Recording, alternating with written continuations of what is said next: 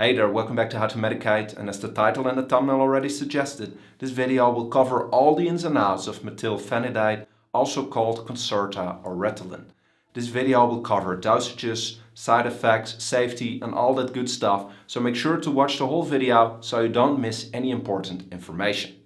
For those of you I'm meeting for the first time, my name is Raoul, I'm a medical doctor from the Netherlands and I'm making weekly medical videos to educate myself as well as you, my viewers. Because I believe that medically educated people make healthier decisions, which is the whole point of this video and this entire channel. This video also comes with a quick disclaimer. It's meant purely informative. This is not medical advice, and when looking for medical advice, you know it, always contact your own doctor. And now quickly, let's get started. So as already mentioned, the generic name of the medication is methylphenidate, but it's also sold under the brand names Ritalin, Concerta and Connectine. And it's available as a tablet, a modified release tablet and a capsule. If you want to use it as a regular tablet, don't worry, you can just swallow it with half a glass of water and it is allowed to break or chew on the tablet. This will not affect its effectivity. However, if you want to use a modified release tablet or a capsule, then please only swallow it with a half glass of water. Do not bite on it, do not chew on it, and do not dissolve it in water, as this can decrease its effectivity. In addition, it is advised to take methylphenidate during a meal, as this can decrease your chances on side effects. Furthermore, if you have used it for several weeks but you do not experience any benefits, then it might be that methylphenidate is not effective for you. Your doctor might try to change your dose or switch to another drug. Which brings us to its uses. Methylphenidate has a stimulating effect on the central nerve system, and it has properties similar to amphetamines. Therefore, it can be used to reduce symptoms of ADHD, narcolepsy, and it plays a role in palliative sedation.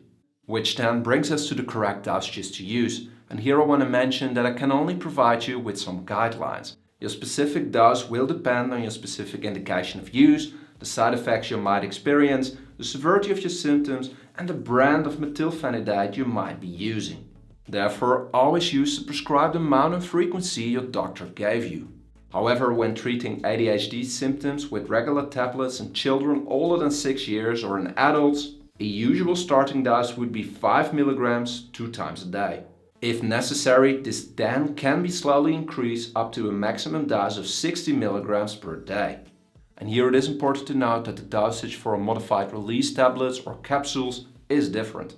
And when treating narcolepsy in adults, your doctor might prescribe a dose of 10 mg 2 to 3 times per day. Now, methylphenidate is a very effective drug, but unfortunately it can have some side effects. I will discuss some of the most common ones in this video, but if you're looking for a complete list, check your leaflet, ask your doctor or your pharmacist. Very commonly it might cause insomnia, nervousness, a headache, palpitations or a dry mouth.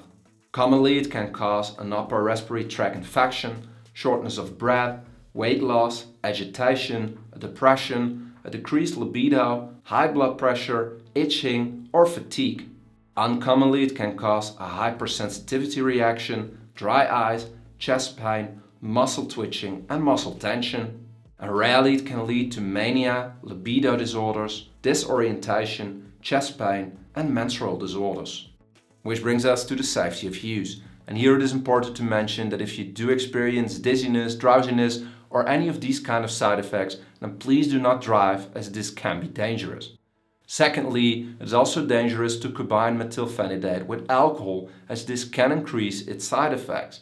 And lastly, it can cause interactions with other drugs you're taking, therefore always discuss this with your doctor or your pharmacist. Now, as you might know, we're ending these videos off by taking a look at the safety of methylphenidate during pregnancy or while breastfeeding.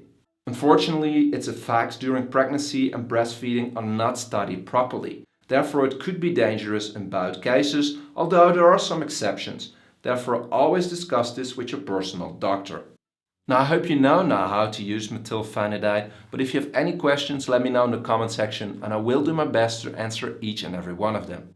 For those of you that want to keep on learning, check out the playlist in the description with more medical information videos. And for those of you that can't get enough, I also have an Instagram account at How to Medicate.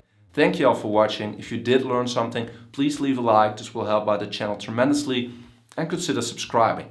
I'm trying to reach 100,000 subscribers before the end of the year, and you can help me reach that goal.